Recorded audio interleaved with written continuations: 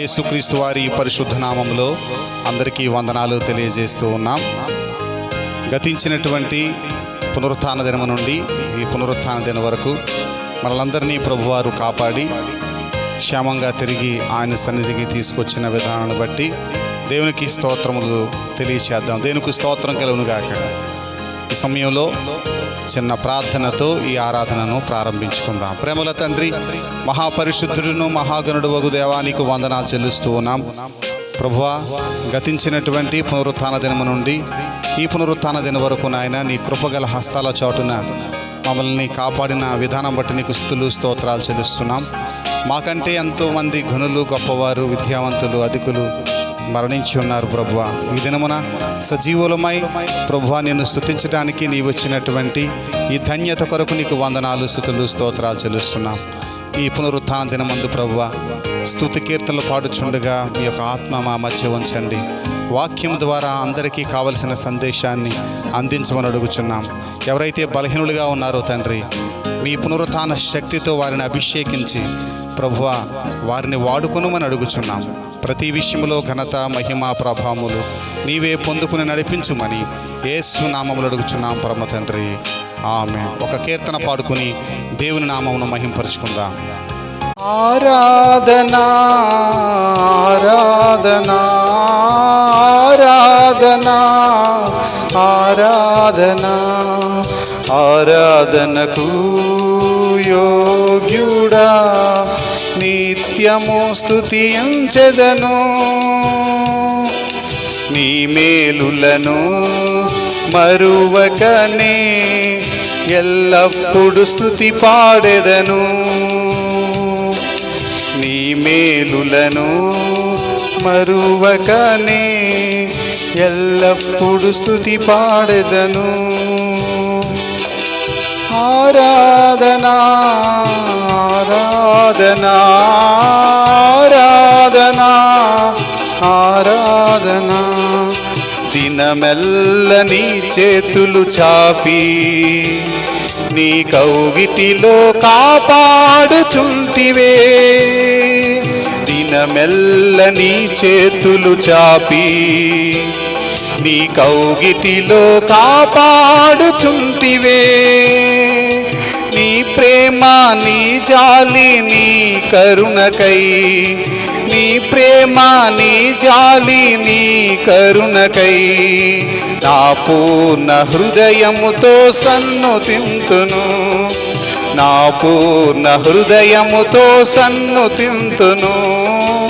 ఆరాధనా ఆరాధనా ఆరాధనా ఆరాధనా నీ మేలులకై,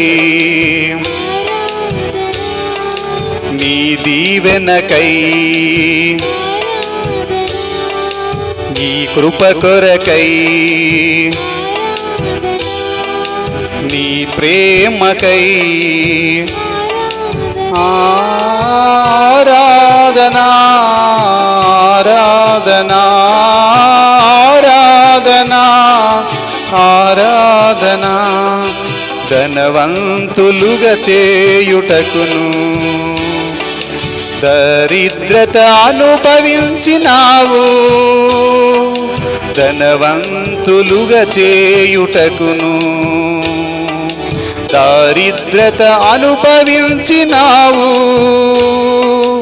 హెచ్చించి గణపరచిన నిర్మలాత్ముడా, హెచ్చించి గణపరచిన నిర్మలాత్ముడా, పూర్ణాత్మ హృదయముతో సన్నుతింతును. పూర్ణాత్మ హృదయముతో సన్నుతింతును. ఆరాధనా ఆరాధనా ఆరాధనా ఆరాధనా నీ ప్రేమకై, నీ జాలికై, నీ కృప కొరకై, ఈ స్థితి కొరకై ఆరాధనా ఆరాధనా ఆరాధనా ఆరాధనా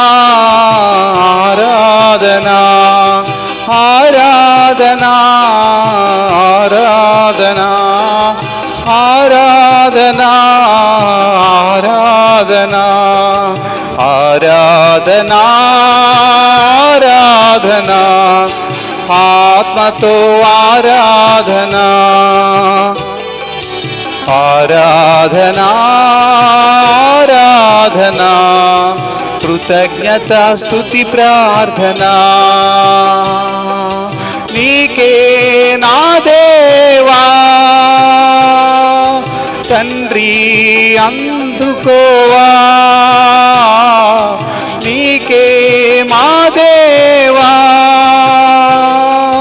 తండ్రి అందుకోవా ఆరాధనా ఆరాధనా ఆత్మతో ఆరాధనా ఆరాధనా ఆరాధనా కృతజ్ఞత స్తుతి ప్రార్థనా కృతజ్ఞత స్తుతి ప్రార్థనా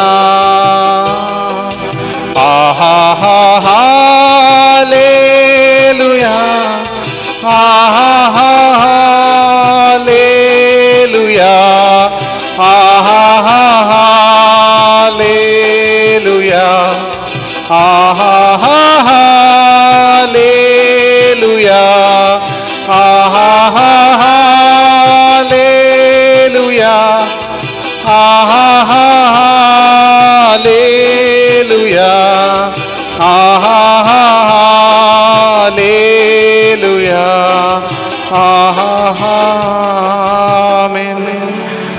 హల్లెలూయా స్తోత్రం స్తోత్రం థ్యాంక్ యూ జీసస్ హల్లెలూయా ప్రైజ్ ది లార్డ్ ప్రేమల తండ్రి పరిశుద్ధుడా నీకు వందనాలు ఇంతవరకు నాయన ఆరాధనలో మీరు మాతో ఉండి నడిపించిన విధానం బట్టి నీకు స్తుతులు స్తోత్రాలు చెల్లిస్తున్నాం ఈ సమయం అందు ప్రభువా వాక్యం ద్వారా మా అందరితో మీరు మాట్లాడి ఘనత మహిమ ప్రభావం నీవే పొందుకునమని యేసు నామములో అడుగుచున్నాం పరమ తండ్రి ఆమేన్ ప్రైజ్ ది లార్డ్ ప్రభునందు ప్రియమైనటువంటి సంఘ విశ్వాసులకు అలాగే యూట్యూబ్ ద్వారా వీక్షిస్తున్నటువంటి అభిమానులందరికీ క్రీస్తు పేరట వందనాలు తెలియజేస్తున్నాను.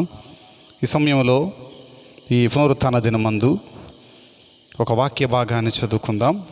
139వ కీర్తన 14వ చరణాన్ని చదువుకుందాం.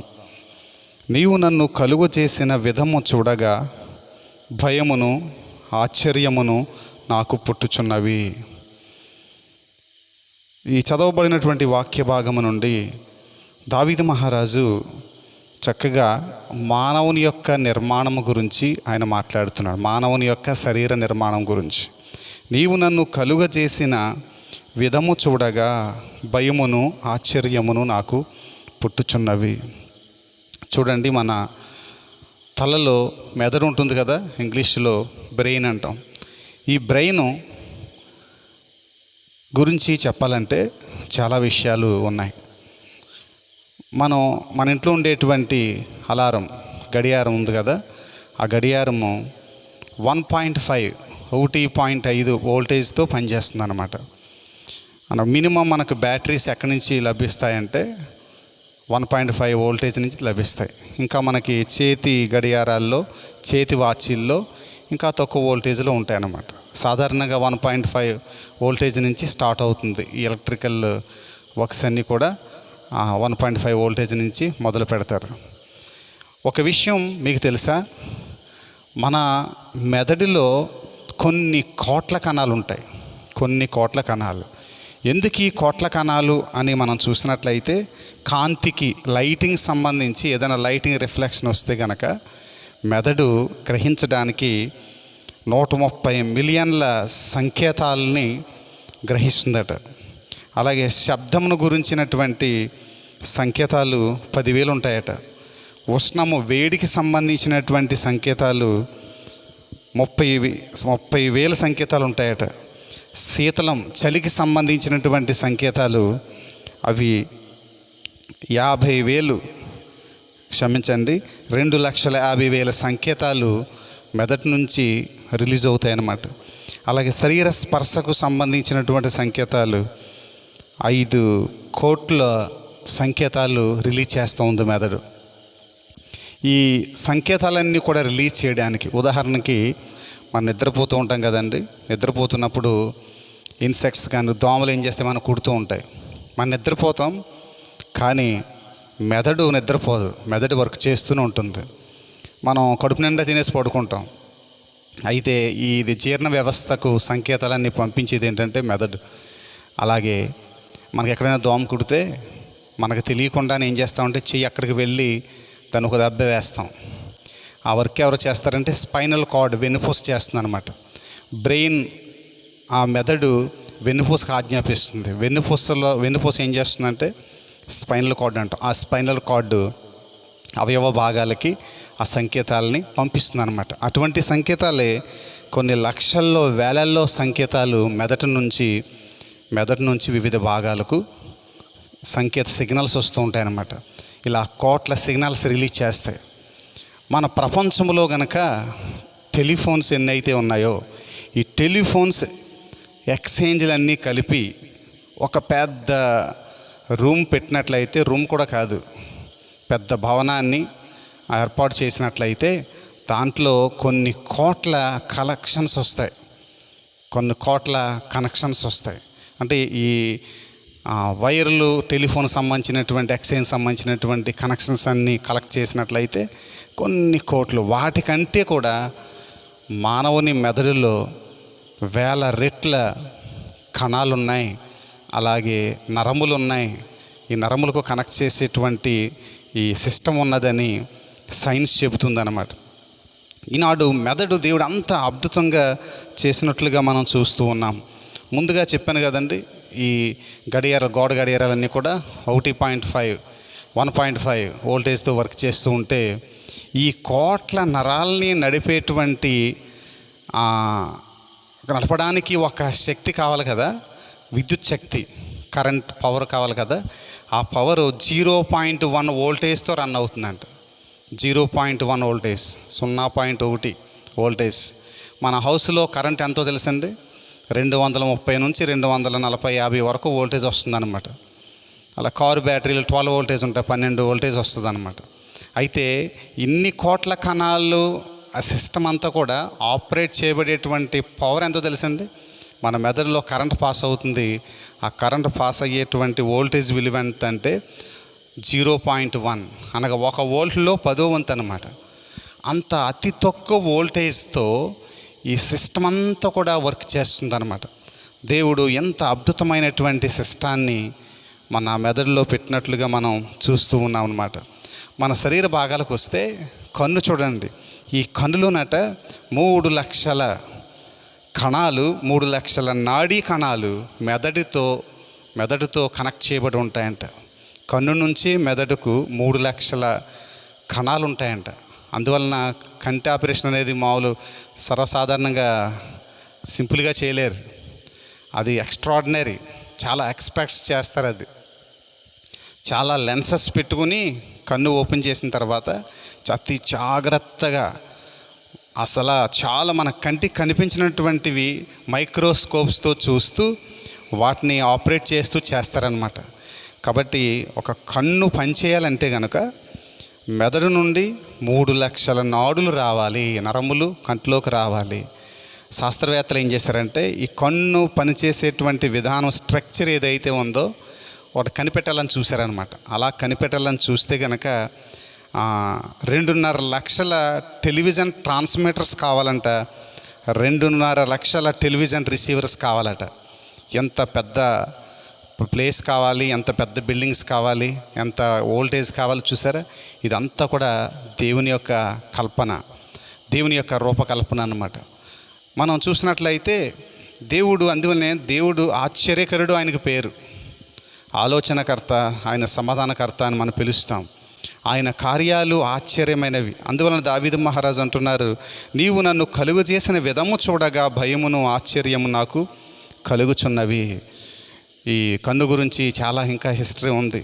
అలాగే చెవి గురించి మనం చూసినట్లయితే, చెవి మనం వాయించేటువంటి పియానో, పెద్ద పియానోలో కీబోర్డ్లో 88 స్టెప్స్ ఉంటాయి, మెట్లు ఉంటాయి, 88 మెట్లు ఉంటాయి అన్నమాట.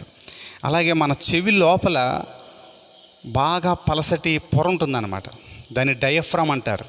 ఈ మైక్ పనిచేస్తుంది చూసారు, ఈ మైక్ లోపల కూడా మ్యాగ్నెట్ ఉంటుంది. ఆ మ్యాగ్నెట్ పైన పల్సని పొర ఉంటుందన్నమాట, మైక్ పేపర్ లాగా పొర ఉంటుంది, దానికి చిన్న కాయిల్ ఉంటుందన్నమాట. అలాగే మన చెవి లోపల కూడా డైఫ్రమ్ ఉంటుందన్నమాట, దాన్ని కర్ణబేరి అంటారు. ఆ కర్ణబేరికి 15,000 స్టెప్స్ ఉంటాయట. కీబోర్డ్ స్టెప్స్ ఎలా ఉన్నాయి చూసారా, అప్ అండ్ డౌన్స్, అటువంటివి 15,000 అప్ అండ్ డౌన్స్ ఉంటాయట. అనగా 15,000 స్ట్రైప్స్ ఉంటాయన్నమాట, స్టెప్స్ ఉంటాయి. మనం మాట్లాడేటప్పుడు అవి ఆ 15,000 కూడా ఏం చేస్తాయంటే రెస్పాండ్ అవుతూ ఉంటాయన్నమాట. అవి కొన్ని రెస్పాండ్ అవ్వకపోతే మనకు మాట సరిగ్గా వినిపించకపోవడం, దూరం మాట సరిగ్గా అర్థం కావడం, ఇటువంటి వినికిడి ప్రాబ్లమ్స్ వస్తాయన్నమాట. ఈ చెవి చూసారు ఎంత అద్భుతమైనటువంటి నిర్మాణము దేవుడు మనకి ఇచ్చినది. తర్వాత గుండె గురించి చూడండి, ఇలా అవయవాలు మనం చూసినట్లయితే చాలా అద్భుతం దేవుని యొక్క సృష్టి. గుండె చూడండి, మన శరీరంలో ఈ గుండె చాలా ఇంపార్టెంట్. గుండె ఒక్కసారి ఆగిందంటే ఒక నిమిషం ఆగిపోయిందంటే ఇంకా మనిషి బ్రతకడు. ఈ గుండె చూడండి చాలా ప్రధానమైనటువంటి భాగం. ఈ గుండెను మనం చూసినట్లయితే ప్రతి నిమిషానికి 72 సార్లు కొట్టుకుంటుంది. మనకి చిన్నప్పటి నుంచి చదువుకున్నది ఏంటంటే నిమిషానికి 72 సార్లు కొట్టుకుంటుందని. అలాగే మనం ఒక సంవత్సరం కాలం లెక్కించినట్లయితేనంట 1,00,000 కంటే క్షమించండి, సంవత్సరం పాటు మనం చూసినట్లయితే 4 కోట్ల సార్లు కొట్టుకుంటున్నాను. ఒక సంవత్సరానికి 4 కోట్ల సార్లు కొట్టుకుంటుంది. రోజుకి 1,00,000కు పైనే ఎక్కువ సార్లు కొట్టుకుంటుంది. 1,00,000కు పైన ఎందుకు అంటానంటే కరెక్ట్ క్యాల్కులేషన్స్ ఇవ్వలేం. కొంతమందిలో 72, కొంతమందిలో 70, కొంతమందిలో 68, కొంతమందిలో 76, అలా డిఫరెంట్గా వాళ్ళ యొక్క స్టామినా సామర్థ్యతను బట్టి గుండె అది ఉంటుందన్నమాట. కాబట్టి గుండె నిర్మాణం చూసినట్లయితే చాలా ఆశ్చర్యం అండి. మనం నిద్రపోతున్నా, మనం ఏం చేస్తున్నా ఎప్పుడు అది అలా కొట్టుకోవలసిందే. మన ఇంట్లో గడియారం మీరు జాగ్రత్తగా అబ్జర్వ్ చేసినట్లయితే చెవి దగ్గరికి తీసుకొచ్చినట్లయితే చిన్న సౌండ్ వస్తుంది, టిక్ టిక్ టిక్ అనే సౌండ్ వస్తుంది అనమాట. సౌండ్ ఆగిపోయిందంటే బ్యాటరీ ఆగిపోయినట్లే, లేదా ఏదైనా దాని మెకానిక్స్ సంబంధించినటువంటి ఏదైనా ప్రాబ్లం వచ్చినట్టు అనమాట. కాబట్టి మనం చూసినట్లయితే దేవుడు మనకి ఎంత ఆశ్చర్యకరమైనటువంటి నిర్మాణాన్ని ఇచ్చాడండి. కోట్ల నాడీ కణాలతో పనిచేసేటువంటి మెదడు ద్వారా ఆయా భాగాలకు సంకేతాలు ఇవ్వడం, కంటి నిర్మాణం, పంటి నిర్మాణం, అలాగే నోస్ ముక్కు నిర్మాణం, చెవి నిర్మాణం, ఇంకా అవయవాలు ఉన్నాయి, కిడ్నీలు, లివర్ ఫంక్షనింగ్, ఇవన్నీ ఉన్నాయి. చాలా ఆశ్చర్యంగా దేవుడు చేశాడు కదా. మీకు విషయం తెలుసా, ఈ మానవ నిర్మాణమే అంత ఆశ్చర్యం కలుగుతుంది కదా. మనలో ఇంకొకటి ఉందండి, వీటన్నిటికంటే ప్రాముఖ్యమైనది. దేవుడు మొట్టమొదట మట్టిని తీసి బొమ్మను చేసి ఆ యొక్క మట్టి ఘటములోకి జీవవాయువును ఊదగా నరుడు జీవాత్మ అయినది అని ఒక వాక్యం సెలవిస్తుంది కదా. జీవాత్మ అయిన తర్వాత ఇవన్నీ కూడా దేవుని మాట చేత ఏర్పడ్డాయన్నమాట. మనం గమనించినట్లయితే వీటన్నిటికంటే ప్రాముఖ్యమైనది ఏంటంటే ఆత్మ చాలా ఇంపార్టెంట్. ఎంత స్ట్రక్చరు, ఎంత వండర్ ఉండేటువంటి ఈ యొక్క శరీర నిర్మాణం చూస్తున్నాం. మన ప్రపంచంలో వింతలు ఉంటాయన్నారు. ఆ వింతలు మనం చదువుకుంటున్నాం, ఫోటోల్లో వీడియోలో చూడటం తప్ప మన దగ్గరికి వెళ్ళి చూడలేదు. కానీ ఒక మనిషే పెద్ద వింత. దేవుని యొక్క దేవుడు చేసినటువంటి నిర్మాణం మనకు ఎవరికి వాళ్ళే వింత అన్నమాట. కాబట్టి ఎంత గొప్ప నిర్మాణాన్ని ఇచ్చినటువంటి దేవుణ్ణి మనం స్తుతించాలి. మనం చేసేది ఏంటో తెలుసా, ఈ దేహాన్ని పాడు చేసుకుంటున్నారు చాలామంది. అలా త్రాగకూడనది త్రాగి, తినకూడనది తిని, దేవుడిచ్చినటువంటి మంచి అందమైనటువంటి ఈ శరీరాన్ని, ఈ భౌతిక దేహాన్ని అందరూ పాడు చేసుకుంటున్నారు. దేవుని మాట వినక, అలాగే పెద్దల మాట వినక, దైవజ్ఞుల మాట వినక ఈ శరీరాన్ని ఏం చేస్తున్నారంటే పాడు చేసుకుంటున్నారు. కాబట్టి ఈ శరీరంలో ఈ స్ట్రక్చర్ అన్నిటికంటే విలువైనది ఏంటంటే ఆత్మ దేవుడు పెట్టాడు. ఈ ఆత్మ ఎప్పుడైతే మనిషిలోంచి బయటికి వెళ్ళిపోతుందో మనిషికి విలువ ఉండదు. మనిషి కాదు, భౌతిక దేహం అంటారు, అంతే, ఖాళీ ఘటం అన్నమాట. కాబట్టి ఆత్మ మనిషిలో ఉంటేనే దానికి విలువ ఉంటుంది. ఈ శరీరము మట్టిలోంచి వచ్చింది, మళ్ళీ మట్టిలోనే కలిసిపోతుంది. దేవుడు ఎంత తెలివైన వాడు, ఎంత జ్ఞాని అయినా, ఆయన అనంత జ్ఞాని, సర్వజ్ఞాని, అంత జ్ఞానము గల దేవుడు ఇంత నిర్మాణాన్ని ఏర్పాటు చేశారు. అయితే ఈ నిర్మాణాన్ని చూసి దేవుడు ఆయన గర్వపడలేదు. కానీ మనలో ఉండేటువంటి ఆత్మను చూశారు, ఆత్మ దేవుని పోలిక. దేవుని పోలిక ఒరిజినల్గా దేవునికి ఆకారం లేదు, దేవుడు ఆత్మ అనే వాక్యములో రాయబడి ఉంది. కాబట్టి ఆత్మయున మనలను దేవుడు ప్రేమిస్తూ ఉన్నాడు. మన శరీర నిర్మాణాన్ని, మన అందాన్ని, మన రూపాన్ని దేవుడు మనం ప్రేమించట్లేదు. దేవుడు మన అంతరంగంలో ఉన్నటువంటి ఆత్మను ప్రేమిస్తున్నాడు. మన ఆత్మ ఎలా ఉన్నది? ఈ శరీర భాగాల్లో ఏ భాగమైనా డ్యామేజ్ అవుతుందంటే, పాడైపోతుందంటే ఏం చేస్తాం చెప్పండి? వెంటనే డాక్టర్ గారి దగ్గరికి వెళ్ళిపోతాం, మనం బాగు చేయించుకోవడానికి ప్రయత్నం చేస్తాం. ఎప్పుడైనా మనలో ఉండేటువంటి హృదయం, ఈ ఆత్మ పాడైపోతుందని ఎవరైనా గ్రహించారా? దేవుడు మన తల్లి గర్భంలో ఎప్పుడైతే మనం ఒక మాంసం ముద్దగా తయారయ్యామో అప్పుడే దేవుడు తన ఆత్మను మనలో ఉంచుతున్నారు. ఆత్మ చాలా విలువైనది. తల్లి గర్భంలోకి ప్రవేశపెట్టబడినటువంటి ఆత్మ చాలా విలువైనది, పరిశుద్ధమైనది. మనం భూలోకానికి వచ్చిన తర్వాత జన్మ పాపం ద్వారా, కర్మపాపం ద్వారా కలుషితమై పాపులమైపోయాం.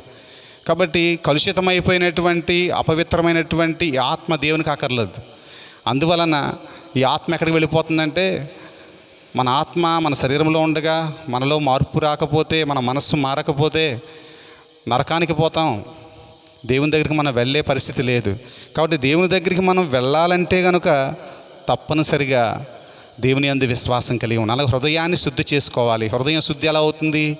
ప్రభు అయిన యేసుక్రీస్తు వారి నందు విశ్వాసం ఉంచినట్లయితే ఆయనకు క్షమించే అధికారం ఉంది. మన పాపములను క్షమించి మన హృదయాన్ని పరిశుద్ధపరుస్తారు, మన ఆత్మను శుద్ధి చేస్తారు. అప్పుడు దేవునికి వాక్యంలో రాయబడి ఉంది, ప్రసంగి గ్రంథం 12:7 మొన్నైనది వెనుకటి వలనే మరలా భూమికి చేరును, ఆత్మ దాని దయచేసిన దేవుని యొద్దకు మరలపోవును. ఈ మొన్నైనది మరుల వెనుకటి వలె మరలా భూమికి వెళ్ళిపోతుంది. ఈ శరీరం మట్టిలో కలిసిపోతుందని, కానీ ఆత్మ దేవుని దగ్గరికి వెళుతుంది.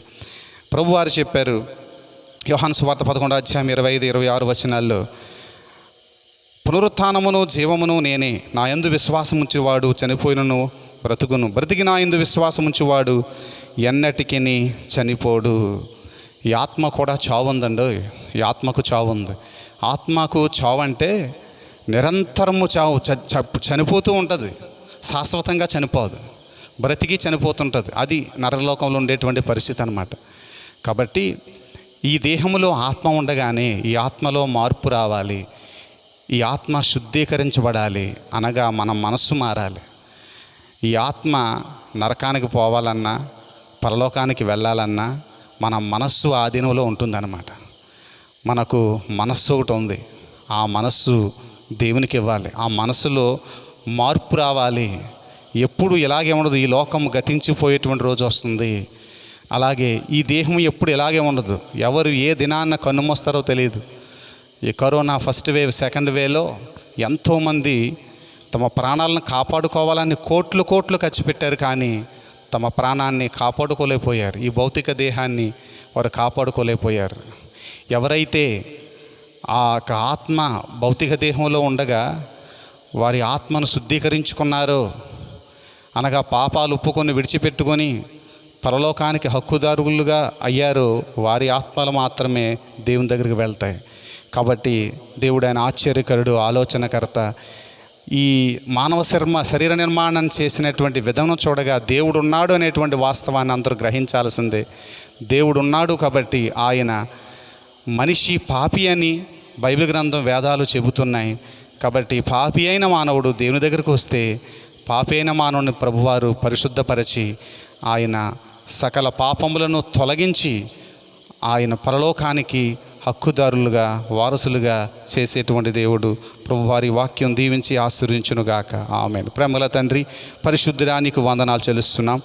ప్రభు, ఈ పునరుత్థాన దినమందు మా అందరితో మీరు మాట్లాడిన విధానం బట్టి నీకు వందనాలు, స్తుతులు, స్తోత్రాలు చెల్లిస్తున్నాం. దావీదు మహారాజు వ్రాసినట్లుగా, పాడినట్లుగా తండ్రి, నీవు నన్ను కలుగు చేసిన విధము చూడగా భయమును ఆశ్చర్యమును నాకు పుట్టుచున్నవి. ప్రభువా, మీరు మమ్మల్ని కలుగజేసిన రీతి చాలా ఆశ్చర్యకరము. ప్రభువా, ఈ నిర్మాణాన్ని బట్టి, స్ట్రక్చర్ని చూసి దేవుడున్నాడు, ఆయనే మామూలు నిర్మించాడు, మేమందరం ఆయన వారము అని గ్రహించి ప్రతి ఒక్కరూ ఆయన యందు విశ్వాసం ఉంచి ప్రభువా నిత్య నరకాన్ని తప్పించుకునే కృపాభాగ్యం దయచేయండి.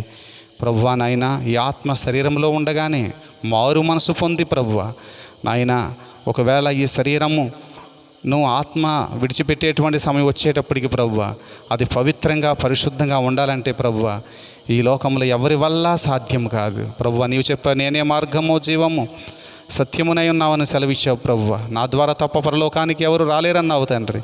ఈ సమయం ఎంతమంది అయితే ప్రభువా తమ ఆత్మలను ప్రభువా పాడు చేసుకున్నారు తండ్రి, దేహమును పాడు చేసుకుంటున్నారు, ఆత్మను పాడు చేసుకుంటున్నారు ప్రభువా. పాడైపోయినటువంటి ఆత్మలను ప్రభువా నాయన నీ సన్నిధిలో పెడుతున్నాం తండ్రి. వారికి మారు మనసు దయచేసి తమ ఆత్మలను మళ్ళీ తిరిగి కట్టుకొని బాగు చేసుకుని ప్రభువా నీ యొద్దకు వచ్చి నాయన వారు మరణించిన తర్వాత పరలోక రాజ్యానికి వెళ్ళేటువంటి కృప అందరికీ దయచేయమని ఈ సమయం మంది ఎవరైతే ప్రభువా శరీర సంబంధమైనటువంటి వ్యాధులతో బాధపడుచున్నారో, ఆయా రోగాల చేత హాస్పిటల్స్లో ఇంటి వద్ద ఉంటున్నారో, అలాగే మంచములపై ఉన్నారు తండ్రి, వారందరి కొరకు ప్రార్థన చేస్తున్నాం తండ్రి. నీవు స్వస్థపరిచే దేవుడు యెహోవా రాఫా, నీవు స్వస్థపరచడానికి నాయన అందరి నిమిత్తమై అందరికీ స్వస్థతనివ్వడానికి నీవు రోగి అయ్యావు తండ్రి.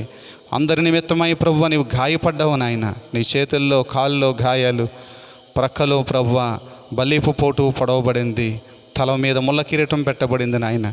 మా గాయాలను కట్టడానికే, మా పాపములను పరిహరించడానికే ప్రభువా కలువరి సిలువలో నీ రక్తానంతా చిందించావు ప్రభువా. నీ సిలువ త్యాగమును అందరూ అర్థం చేసుకుని ప్రభువా సిలువ చాటుకు వచ్చే కృపాభాగ్యం దయచేయమని ఇంతవరకు అందరితో మాట్లాడిన విధానం బట్టి వందనాలు, స్తుతులు, స్తోత్రములు చెల్లించుకుంటూ యేసు పరిశుద్ధ నామములో అడుగుచున్నాం పరమ తండ్రి. ఆమేన్. ఆమేన్. God bless you. ప్రభు మిమ్మల్ని దీవించును గాక. Praise the Lord. మన తండ్రి అయిన దేవుని ప్రేమయు, కుమారుడైన క్రీస్తు కృపయు, పరిశుద్ధాత్మిక అన్య సహవాస సమాధాన ఆశీర్వాదములు కూడిన మనందరికను, అలాగే యూట్యూబ్లో వాక్యాన్ని వినుచున్న ప్రతి ఒక్కరికును తోడై ఉండునుగాక.